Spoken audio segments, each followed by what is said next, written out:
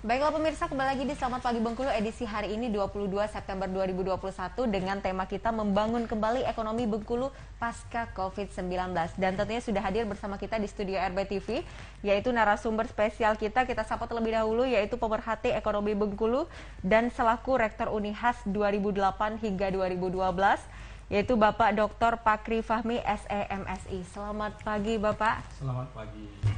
Gimana kabarnya, sehat ya? Alhamdulillah sehat. Alhamdulillah sehat, karena itu yang kita harapkan setiap harinya.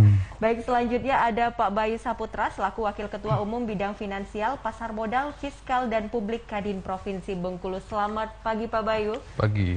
Gimana kabarnya, sehat? Sehat, alhamdulillah. Alhamdulillah sehat. Dan tentunya ini kita akan berbincang mengenai membangun kembali ekonomi Bengkulu pasca COVID-19. Kita ketahui bahwa COVID-19 ini kan sangat berdampak di berbagai sektor, apalagi ekonomi. Tidak hanya di Indonesia, tapi di seluruh dunia seperti itu. Ya. Nah, saya pengen tanya ke Pak Pakri terlebih dahulu. Ini COVID-19 saat ini kan melandai, kian melandai. Apakah ini sebenarnya ada harapan baru bagi masyarakat Bengkulu untuk mengembalikan ekonomi ataupun memperbaiki ekonomi ini, Pak? Ya, terima kasih. Pemirsa RBTV di seluruh Bengkulu dan dimanapun berada, selamat pagi. Memang saat ini kecenderungan COVID ini sudah mulai jauh melandai ke bawah. Tapi itu artinya, itu bukan berarti COVID ini udah selesai. Artinya judul itu, pasca itu bukan artinya keadaan itu untuk dilakukan saat ini. Tapi ketika nanti memang benar-benar COVID ini sudah tidak lagi menjadi rintangan untuk melakukan aktivitas, maka banyak yang harus disiapkan. Karena dengan COVID ini ekonomi kita, terutama ekonomi di Bengkulu ya, itu memang luluh lantak dibuatnya. Tapi itu tidak menjadikan pelaku-pelaku ekonomi sebagian masyarakat itu berhenti.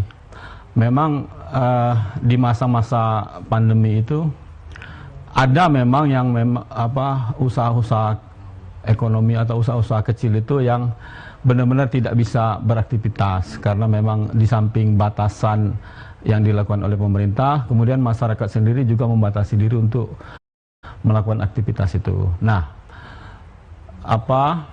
akibat dari luluh lantak itu, maka aktivitas ekonomi yang sudah terjadi itu untuk bersiap-siap ketika pandemi ini nanti sudah menjadi endemik.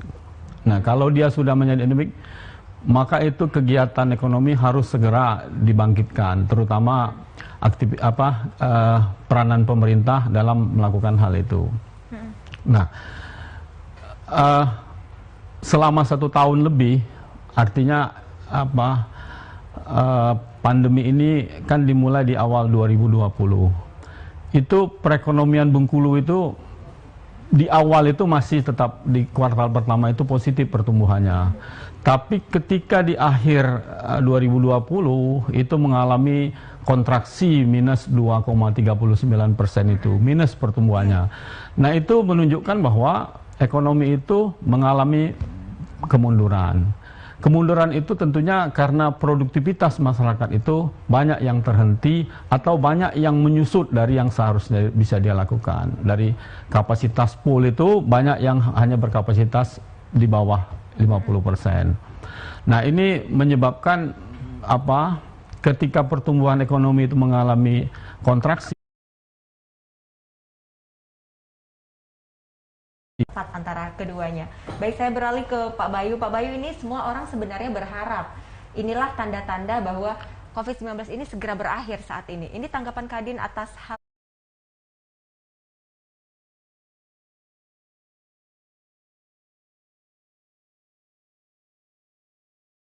ini seperti apa?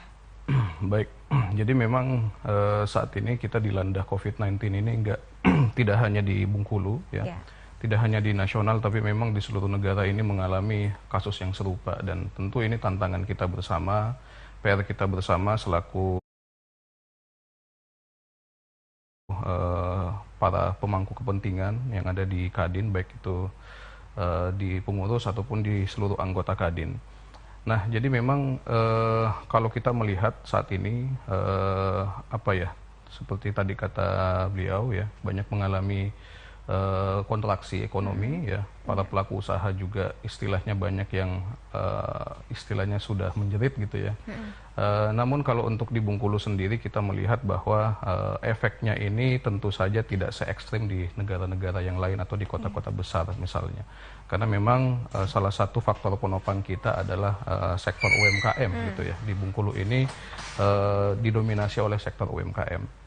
Nah, yang mana sektor UMKM ini kalau kita melihat gitu ya, pada saat terjadi krisis ekonomi dulu tahun 2008, kemudian bubble 2011-2012, ini UMKM yang bisa menopang ya ekonomi kita, karena memang istilahnya masih mampu untuk beroperasi gitu ya. Nah, bedanya dengan krisis-krisis yang lalu ya, krisis pandemi ini tentu bukan masalah tentang keuangan saja, tapi juga masalah kesehatan gitu. Sehingga adanya kebijakan physical distancing, PPKM atau apalah yang semisalnya ini tentu mengganggu aktivitas usaha ya, termasuk UMKM. Namun ya di tengah-tengah pembatasan sosial ini, tentu dari para pelaku usaha ini mau tidak mau gitu ya, harus mencari cara bagaimana caranya bisa mengatasi physical distancing ini, mungkin salah satunya dengan cara digitalisasi dan sebagainya seperti itu. Baik. Dari awal saat pandemi ini hadir ya, tahun 2020, awal tahun 2020 hingga akhir 2021 saat ini. Nah, seberapa terdampak usaha-usaha kecil yang tergabung dalam Kadin Bengkulu? Iya, kalau kita bicara para pelaku usaha gitu ya, di Kadin Bengkulu ini ada lebih dari 300 anggota Kadin ya, karena Kadin ini kan masih menjadi satu-satunya yang mengayomi seluruh asosiasi dan himpunan pengusaha yang memang dibentuk oleh Undang-Undang ya nomor 1 tahun 87. Nah, jadi kalau kami melihat di Bengkulu ini memang dari setiap sektor itu mengalami yang namanya kesulitan gitu ya, mengalami kesulitan baik di usaha menengah besar maupun memang di usaha yang sektornya masih kecil atau UMKM gitu. Nah, tentu ini mau tidak mau ya para pelaku usaha dan juga para pemegang kepentingan ya, baik di pemerintah ataupun di asosiasi pengusaha ini harus duduk bersama, mencari solusi bersama bagaimana caranya bisa survive di era pandemi ini, karena ya pandemi bisa jadi bisa jadi endemi gitu ya, yang kalau kita menunggu pandemi selesai baru kita mau kembali beroperasi seperti biasa ini kayaknya agak susah gitu ya. Dan kalau kita melihat di masa-masa lampau, ketika terjadi krisis ekonomi, ini perkembangan ekonomi kita itu nggak berbentuk V, artinya begitu anjlok nggak langsung naik seperti itu gitu ya, tapi bertahap, bentuknya seperti checklist seperti itu ya. Jadi ya bagaimana caranya para pelaku usaha ini selama masa recovery ya, walaupun memang pandemi ini kita belum tahu kapan selesainya, bahkan ada yang meramal sampai 10 tahun, itu mungkin kondisi terburuk gitu ya. Nah ini mau tidak mau memang UMKM atau para pelaku usaha yang menengah besar gitu ya. Nah ini kita coba mendiskusikan, berkoordinasi ya, dan Kadin ini salah satu wadahnya ya, salah satu wadah untuk kami berkoordinasi mengenai langkah-langkah apa yang sebaiknya kita tempuh selama pandemi ini. Baik. Gitu. Kalau untuk fakta di lapangan, adakah mungkin dari pelaku-pelaku usaha yang tergabung dalam Kadin Bengkulu ini malah terpaksa untuk gulung tikar atau menutup usahanya? Baik, nah kalau selama ini mungkin kalau para pelaku usaha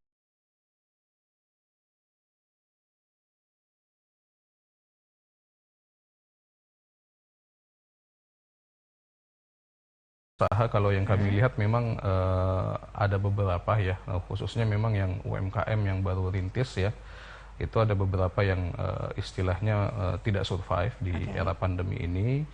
Nah, namun memang sekali lagi secara persentase ini jumlahnya tidak sebanyak yang ada di kota-kota besar gitu. Berarti kalau menurut Pak Bayu sendiri apakah masih tetap normal? Sejauh ini kalau kita melihat ya secara statistik di beberapa daerah, provinsi, bahkan di negara, memang saya rasa dengan banyaknya para pelaku usaha, apalagi yang baru merintis ini ya di sektor UMKM ini banyak yang mengalami gulung tikar seperti itu. Nah ini saya rasa masih hal yang normal ya, masih tanda kutip normal ya, karena memang ya ini tidak kita rencanakan gitu ya. Jadi nobody knows kapan pandemi ini selesai, dan kalau kita lihat secara angka ya, statistik memang ya ini masih terbilang wajar seperti itu. Oke, dan kita harapkan juga semoga pandemi segera berakhir agar tetap survive untuk para pelaku usaha di Provinsi Bengkulu. Saya beralih ke Pak Pakri. Pak Pakri, ini seberapa terpuruk sih sebenarnya ekonomi di Indonesia? Kalau kita gambarkan, dan apa yang paling terdampak di sektor apa? Ya, saya mulai dari ini dulu, angka kuantitatif dulu ya. Di 2020 itu kan di kuartal pertama itu pertumbuhan ekonomi nasional itu masih positif. Tapi masuk kuartal kedua itu April, Mei, Juni ya, itu mulai negatif. Nah, sampai kuartal keempat itu negatif, dan pertumbuhan ekonomi nasional secara keseluruhan itu berada di minus 2,02. Nah, Bengkulu kan tadi minus 2,39. Artinya masih besar Bengkulu daripada nasional minusnya di 2020 ini. 2020 ya? Nah, kenapa minus itu? Sektor-sektor yang mengalami kontraksi itu, yang memang banyak sekali tidak bisa beraktivitas secara normal, itu ditanggung oleh pertama sektor transportasi. Itu benar-benar terpukul di masa kuartal kedua, ketiga, keempat di tahun 2020 secara nasional ini. Sektor transportasi, kemudian sektor perhotelan, sektor pariwisata, itu semua mengalami minus pertumbuhannya di 2020 itu. Yang masih bisa positif itu masih di sektor pertanian, kesehatan, kemudian kargo pengiriman barang ya. Tapi kalau transportasi angkutan penumpang, baik itu pesawat maupun kendaraan bus-bus, itu semua mengalami kontraksi. Artinya mereka benar-benar mengalami stagnan atau bahkan minus dalam proses aktivitasnya di 2020 itu, mulai dari kuartal kedua, 3 sampai dengan 4. Nah, di masuk kuartal pertama dan kuartal kedua di 2021, artinya Januari, Februari, Maret, ya itu kuartal pertama. April, Mei, Juni. Nah, itu aktivitas ekonomi mulai bangkit. Artinya kalau beberapa pejabat pemerintah mengatakan bahwa memang ada harapan, betul. Karena di kuartal kedua 2021 ini, itu pertumbuhan ekonomi nasional itu 7,07. Itu luar biasa. Sementara yang aktivitas masih ada beberapa sektor lagi yang belum secara normal, tapi masih aktivitas tertentu. Jadi meskipun di pandemi itu ada yang mengalami kejatuhan dalam aktivitas ekonominya, tapi ada sektor-sektor yang memang memetik hasil pada masa-masa itu.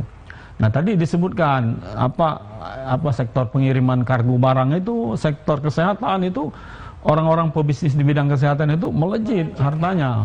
Kalau kita lihat dari deretan pengusaha-pengusaha obat-obatan itu luar biasa naiknya.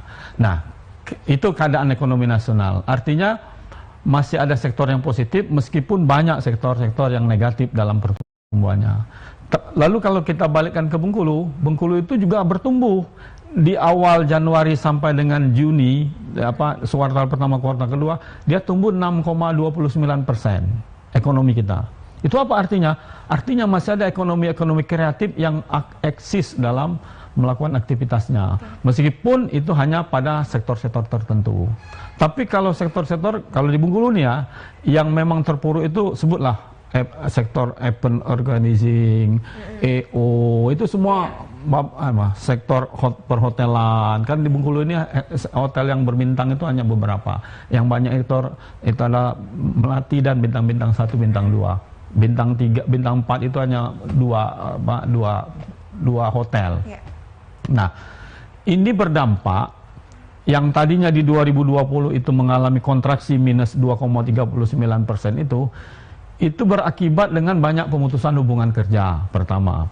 lalu berakibat banyak orang yang menganggur yang mempunyai usaha sendiri, terutama tadi yang saya sebutkan sektor-sektor yang mengalami negatif tadi, sektor event organizer segala macam tadi, banyak pembawa-pembawa acara itu yang menganggur, yang beralih profesi. Karena akibat daripada ini. Iya, itu benar-benar bukan pelakunya aja, kita yang melihatnya aja sedih.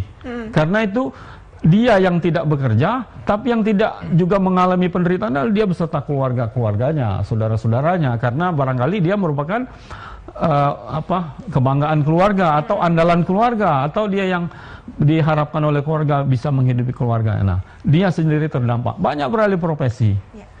Tadinya dia pembawa acara yang top, tiba-tiba berdagang online.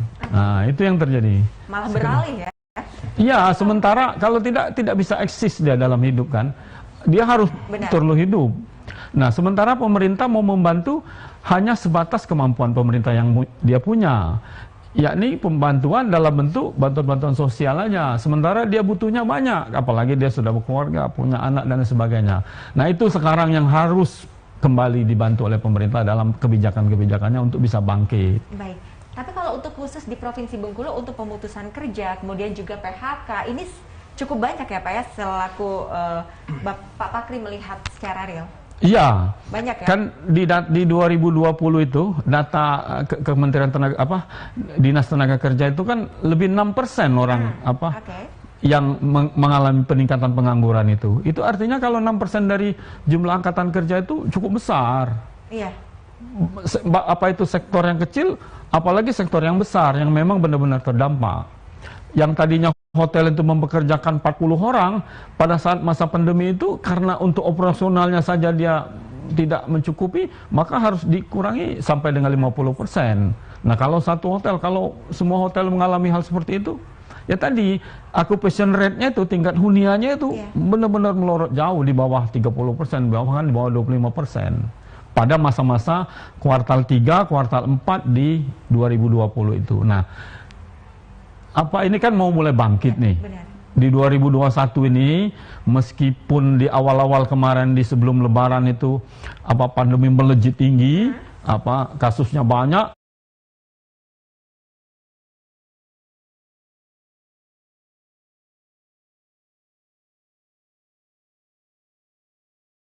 Tapi ada orang yang beberapa kelompok masyarakat yang memang dia mempunyai kemampuan dari sisi ekonomi itu sudah tidak betah lagi di rumah, walaupun dengan dengan pembatasan-pembatasan tertentu masih tetap mau ingin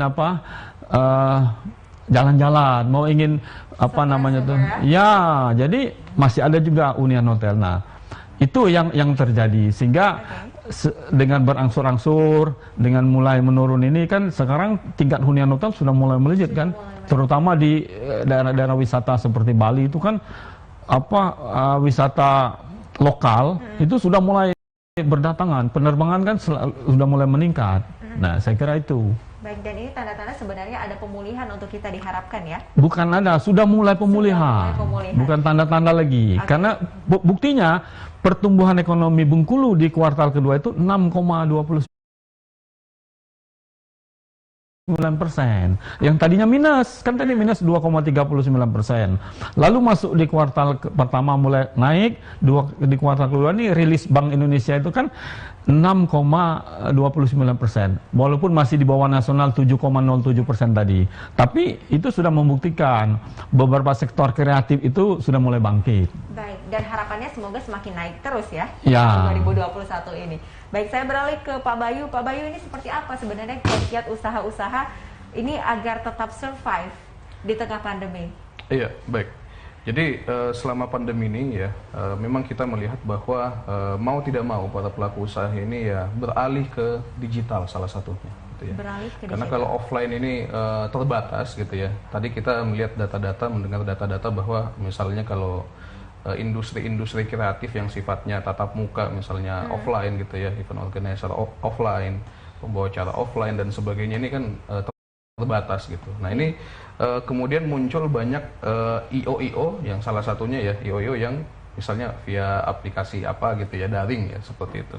Nah, juga kami melihat bahwa para pelaku usaha yang tentu di Bengkulu ini yang survive itu banyak di jasa-jasa yang berbasis teknologi gitu ya, khususnya di UMKM yang kami lihat. Jadi contohnya yang tadinya penggunaan sosial media mungkin jarang difokuskan di situ ya, sekarang tuh banyak yang berbondong-bondong ke sosial media. Kita lihat misalnya kafe-kafe, warung kopi gitu ya, yang tadinya mungkin belum terlalu fokus dengan sosial media, sekarang kita lihat sudah mulai banyak istilahnya untuk menarik customer itu melalui sosial media ya. Penggunaan sosial media juga sudah diintensifkan sebagai media marketing ya, sebagai salah satunya. Dan juga kalau mengenai sektor ini kan memang di Bengkulu kalau kita lihat masih ditopang paling besar itu dari sektor agriculture ya, agriculture, hutan dan juga fishing gitu. Nah, ini tentu saja menjadi concern utama ya di para pelaku usaha juga ya, khususnya di Kadin, bahwa bagaimana sektor agriculture ini yang menjadi istilahnya primadona kita gitu ya, yang menopang PDB di Bengkulu ini bisa tetap istilahnya berjalan sesuai dengan semestinya gitu. Nah, jadi untuk itu kami dengan pemerintah tentu melakukan koordinasi seperti apa kebijakan-kebijakan yang bisa kita lakukan bersama untuk istilahnya memaksimalkan salah satunya di sektor agriculture ini. Kemudian di bidang lain juga yang kami melihat ini peningkatannya sungguh signifikan, yaitu di bidang pasar modal ya. Kebetulan karena saya juga di bidang pasar modal di Kadin, jadi saya melihat ini selama pandemi itu ada industri yang dirugikan, ada yang diuntungkan. Jadi nggak semuanya dirugikan. Ada yang kena hikmahnya, ada juga yang kena ininya gitu ya, ruginya gitu. Nah, salah satu hikmahnya ini yang kami lihat adalah di sektor pasar modal ini, di Bengkulu terutama. Ini kalau kita lihat, kita tarik sebelum masa pandemi, itu transaksi di bidang pasar modal, di sektor pasar modal, itu tidak ada sampai 1 T. Tidak sampai 1 T. Dan sekarang kalau kita lihat, dari Januari sampai Agustus tahun ini aja, itu sudah 2,3 triliun transaksi di pasar modal. Jadi ini peningkatannya cukup signifikan, lebih dari 2 kali lipat, bahkan 3 kali lipat kenaikannya. Nah, ini coba kami selidiki bahwa ternyata masyarakat kita, para pelaku usaha ya, yang tadinya mungkin kebingungan gitu ya, misalnya wah seperti apa lagi nih strategi yang harus kita lakukan untuk bisa survive di kala pandemi, ya salah satunya dengan passive income ini ya. Passive income ini menjadi salah satu solusi bagi masyarakat kita di kala pandemi, sehingga tidak hanya dari total transaksi yang meningkat, tapi juga dari total orang yang terlibat di sektor pasar modal ini juga saat ini sudah ada sekitar 28.860 sekian orang gitu yang ada di Bengkulu. Jadi ini peningkatan yang cukup signifikan kalau kita bandingkan sebelum pandemi itu hanya sekitar 12 sampai 13.000 orang. Jadi peningkatannya lumayan 2 kali lipat lebih gitu ya. Dan ini sektor yang banyak diminati oleh masyarakat Bengkulu ya, salah satunya para pelaku usaha yang mungkin tadi investasinya itu lebih ke arah investasi yang konvensional, misalnya ya untuk ekspansi usaha, misalnya kayak yang sudah punya peternakan sapi, misalnya investasi di sapi lagi gitu ya. Nah ini kemudian portofolionya dicoba dibuat lebih kreatif gitu ya, yang tadinya mungkin investasinya ke arah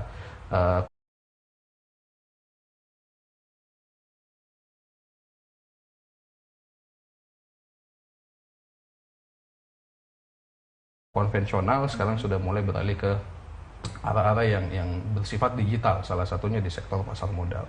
Nah, kemudian juga selain di sektor pasar modal, ini terjadi juga peningkatan di industri jamu-jamuan. Nah, ini jamu-jamuan ini ternyata uniknya adalah selama pandemi ini kalau kita istilahnya mengeneralisir bahwa masyarakat itu langsung banyak yang ke rumah sakit, ternyata tidak juga. Karena kalau selama pandemi ini kan sebenarnya pro kontra gitu ya, pro kontra yang mungkin masyarakat yang tadinya sakit sedikit ke dokter atau ke rumah sakit ya, sekarang mungkin agak menjaga gitu, agak menjaga jarak gitu ya, agak menjaga jarak gitu ya dari kerumunan, salah satunya mungkin di rumah sakit, nah atau di klinik-klinik atau di puskesmas. Nah ini jamu-jamuan ini yang salah satunya yang banyak diminati nih ya. Kalau kita lihat di industri jamu-jamuan ini secara nasional juga mengalami peningkatan gitu. Nah kemudian juga ada di sektor teknologi yang berbasis ini ya online marketing gitu ya. Misalnya seperti Marketplace di Bengkulu ini kan sudah ada juga tuh Marketplace domestik kita udah ada juga ada juga yang misalnya kayak transportasi online itu juga di Bengkulu sudah ada gitu. Jadi yang online ini yang berbasis aplikasi digital ini sudah mulai marak gitu di Bengkulu ini. Baik, berarti ini salah satu upayanya adalah meningkatkan pengetahuan juga di digital ya. Betul. Berarti beralih ke serba digital dan sama seperti tadi Pak Fakri mengatakan bahwa sebenarnya fenomena yang ada di Indonesia ataupun bahkan di dunia sebenarnya untuk di bidang ekonomi ini tidak semuanya terdampak ataupun tidak semuanya rugi, tapi ada beberapa usaha-usaha yang sebenarnya menguntungkan di tengah wabah pandemi COVID-19 ini.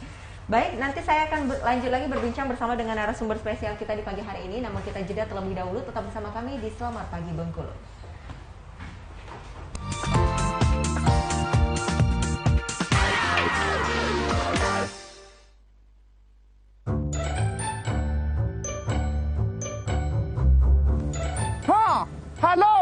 Halo, ngapo lagi sana? Saya kok nak pergi melaut. Kelak aja berteleponan lagi di tengah laut tu. Hoi, ngapo pula nak berteleponan tengah laut tu? Kini kok manfaatkanlah radio komunikasi, tapi yang aman. Pak, nyola ribet, nyoba bayar, dah tu nyola lama. Daripada ditangkap petugas, lemak bikin di situ nak.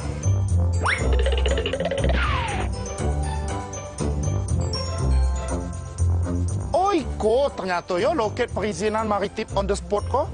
Saya harus masuk. Assalamualaikum. Waalaikumsalam. Oke, itu dulu Pak. Oke, saya nak ngurus surat perizinan dulu Pak.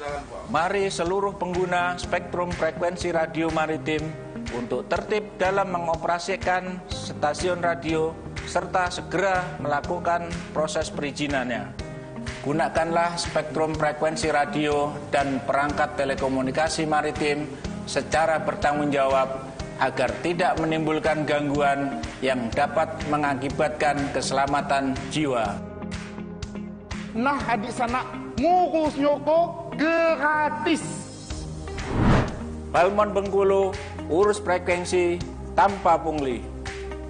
Program Maritim on the Spot akan mendorong percepatan perizinan izin stasiun radio di setiap kapal nelayan. Loket perizinan maritim on the spot melayani setiap hari Kamis dan Jumat di kantor UPTD Pulau Bay hingga Desember 2021.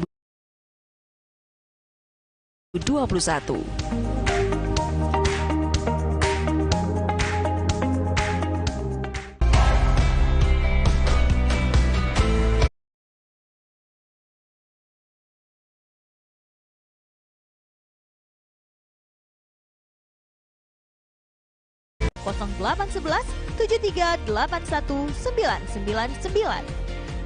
Ingat, unit terbatas. Ayo miliki segera rumah impian Anda dengan harga terjangkau dan kualitas komersil. Hanya di Prima Pedati Estate. Ayo, miliki segera rumah impian Anda dengan harga terjangkau dan kualitas komersil. Hanya di Prima Pedati Estate.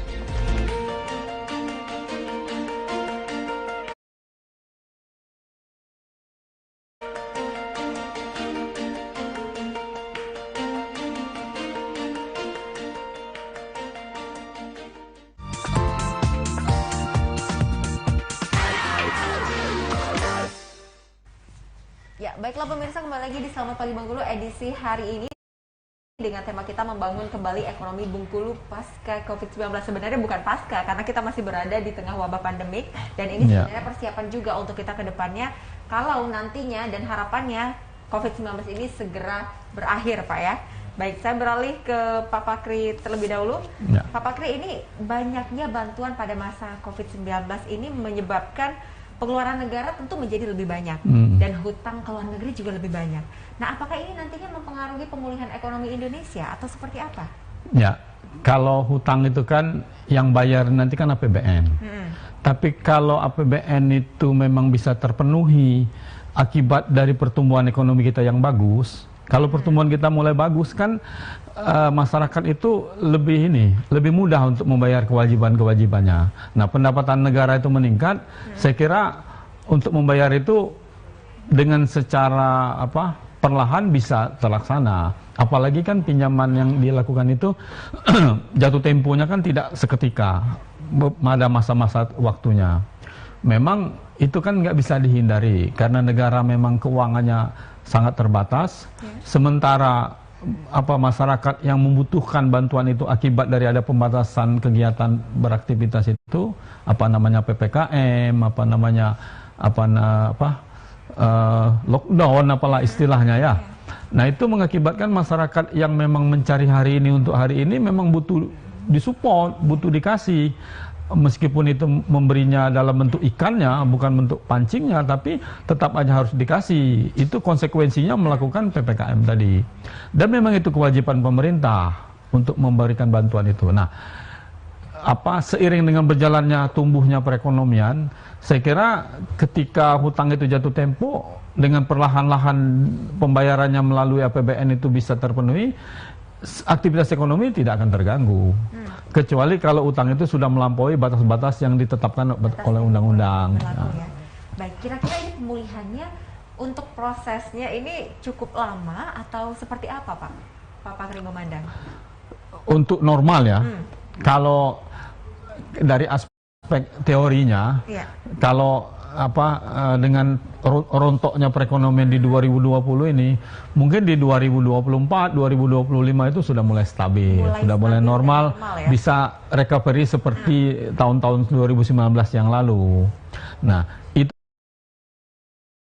asumsinya ceteris paribus. Ceteris paribus itu pandemi ini tidak ada varian baru lagi.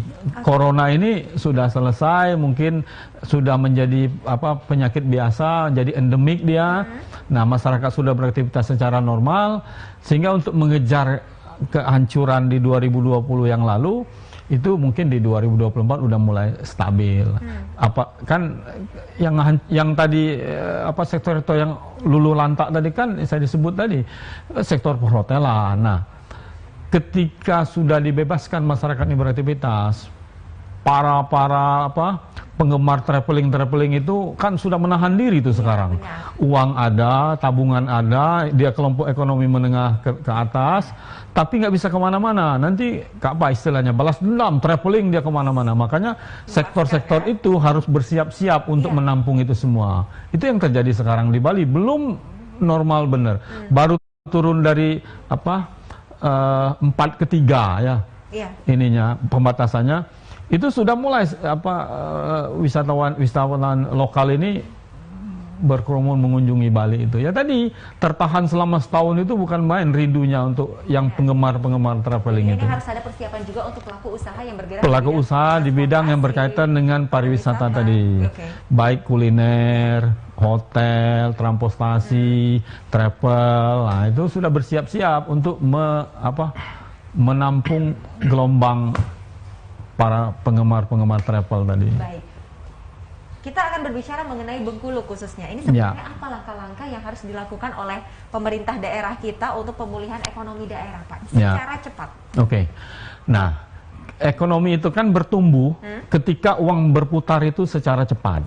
Nah, bagi pemerintah itu pertama yang harus dilakukan, belanjakan cepat APBD itu. Ketika sudah diketok palu di awal tahun itu, di akhir tahun itu, di bulan Desember dan sebagainya itu, di awal tahun itu cepat lelang semua kegiatan-kegiatan yang bersifat untuk memutar roda perekonomian itu. Kan pertumbuhan itu terjadi semakin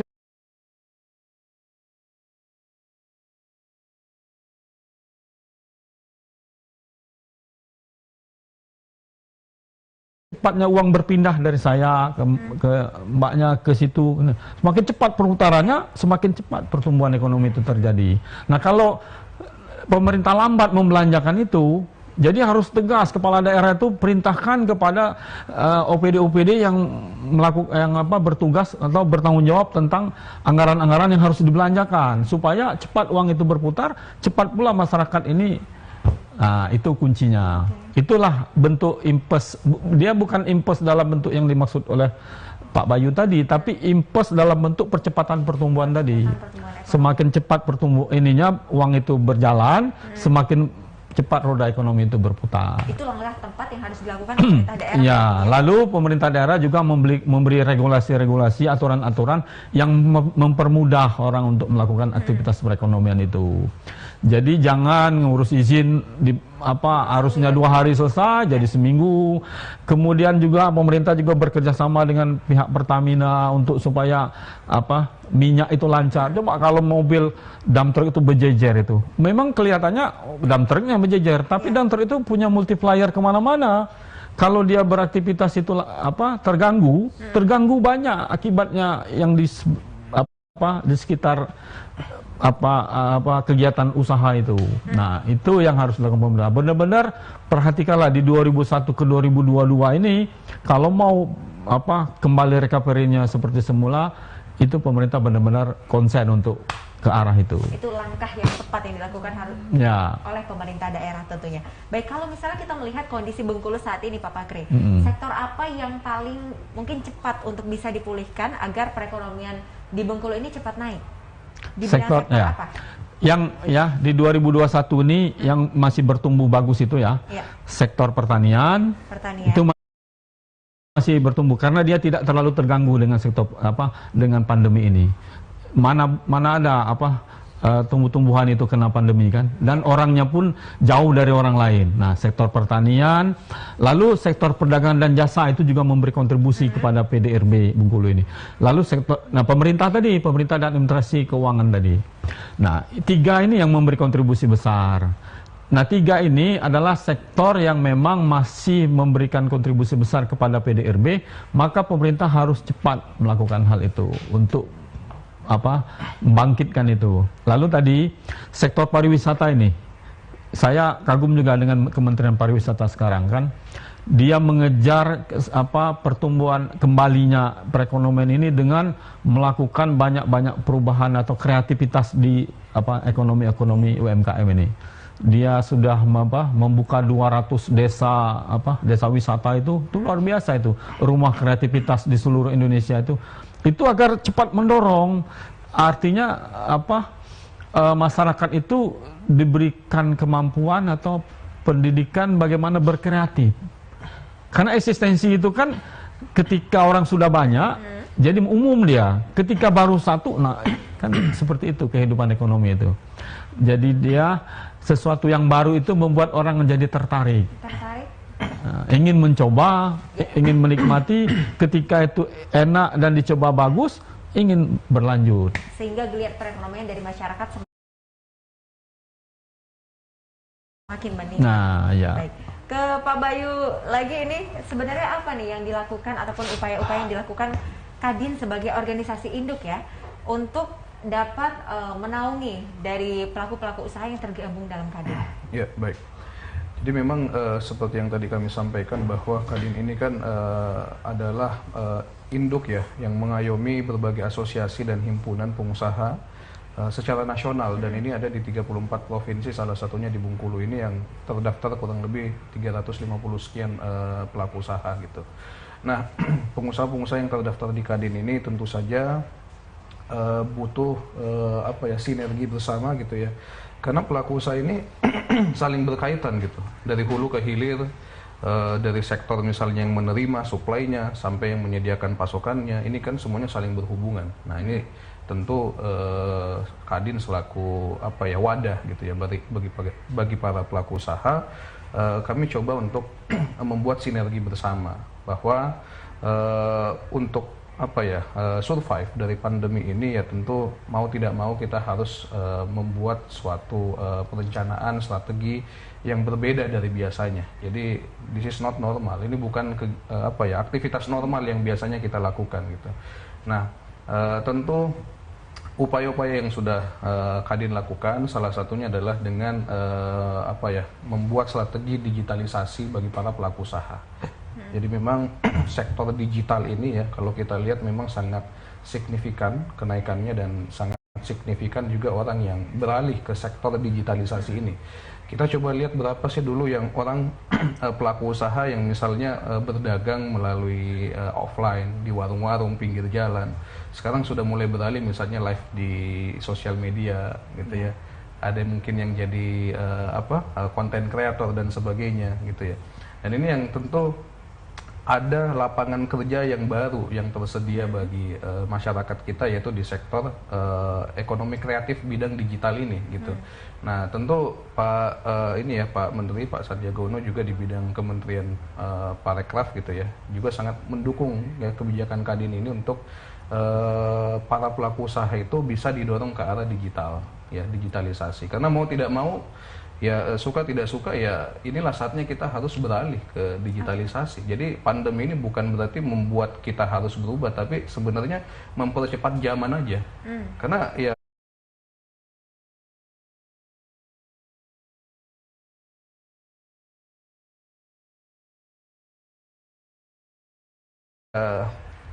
kita mau tidak mau mengikuti ya negara-negara maju yang sudah lebih dulu digitalisasinya udah mulai bergerak gitu ya.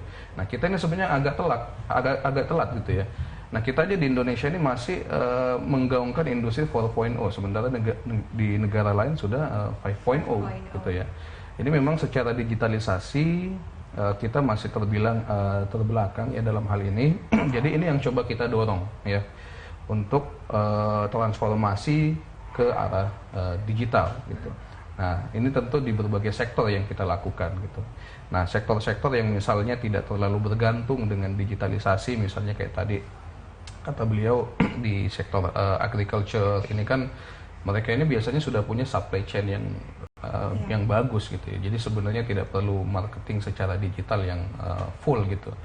Nah ini kalau di bidang ini gitu ya, di bidang agriculture dan semisalnya yang tidak terlalu bergantung ke arah digital, tentu yang bisa kita lakukan adalah berkoordinasi dengan pemerintah untuk mempercepat akses dan juga infrastruktur ini yang sangat penting. Karena kita sudah punya barang nih, kita udah punya jasa, tapi kalau tidak didukung oleh infrastruktur yang bagus ya, penyalurannya tentu sangat sulit ya. Penyaluran sulit ya, dagang juga sulit. Nah infrastruktur ini bukan hanya di pelabuhan aja, tapi juga di darat, bahkan di bandara yang kalau kita lihat kan di bandara aja ini paling terdampak selama pandemi. Nah mungkin harapan kami adalah di sini bisa ada sinergi antara pemerintah dan swasta, khususnya di Kadin gitu ya, para pelaku usaha, bahwa infrastruktur ini juga harus kita kebut nih, infrastruktur gitu. Bagaimana kalau misalnya dulu kita menyalurkan atau ekspor misalnya batu bara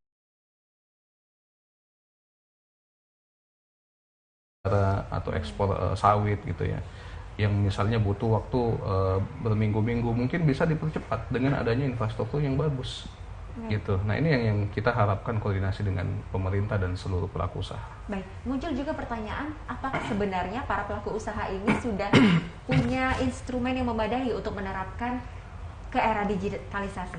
Baik, kalau di Bengkulu sendiri memang ini istilahnya masih kita coba gaungkan gitu ya, masih taraf untuk penjajakan dan juga istilahnya belum ke arah full